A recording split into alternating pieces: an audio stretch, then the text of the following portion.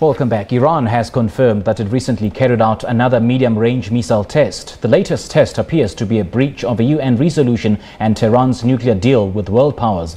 The Iranian military said its latest missile test was significant but gave no further details.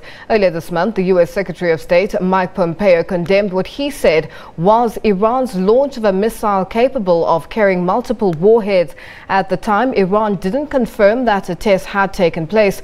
Meanwhile, 2 launch units for anti-tank guided missiles recovered by a Saudi-led military coalition in Yemen appear to have been manufactured in Iran during 2016 and 2017. That's according to a confidential United Nations report seen by Reuters on Tuesday.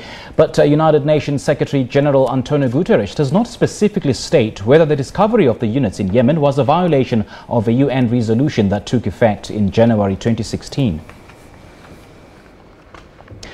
Ebrahim Shabbir Deen is a researcher at the Afro-Middle East Centre, a research institute based in Johannesburg, South Africa. He now joins us via Skype. A very good evening to you, Mr. Deen. Thank you so much for joining us. First of all, what's your reaction to Iran's latest missile test? Thanks for having me. I think that the test itself is more, frustration over the US's unilateral pullout and the EU's inability to create a special purpose vehicle. So it's more saber-rattling. And in this sense, Iran basically saw the opportunity, because Europe is not doing anything, just fired off a defensive, ballistic missile as just a warning before it starts, or restarts its nuclear energy program. I think it seems as if it definitely violates the spirit of the Joint Comprehensive Plan of Action, if not the word of the Joint Comprehensive Plan, because the Joint Comprehensive Plan of Action or the nuclear deal talks about, Iran would refrain from testing ballistic missiles. This missile is a ballistic missile. It is capable, it has multiple warheads.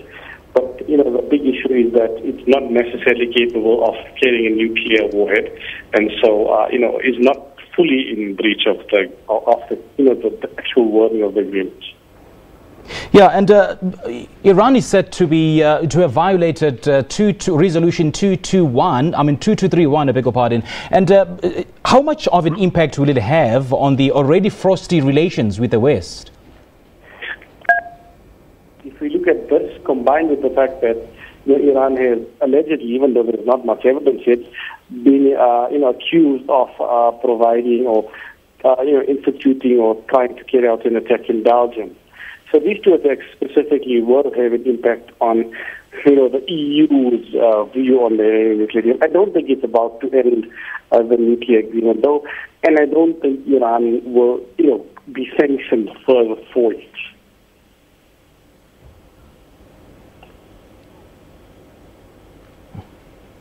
Hello? Mr. Deen, are you still there? Yes, still there. All right, go on.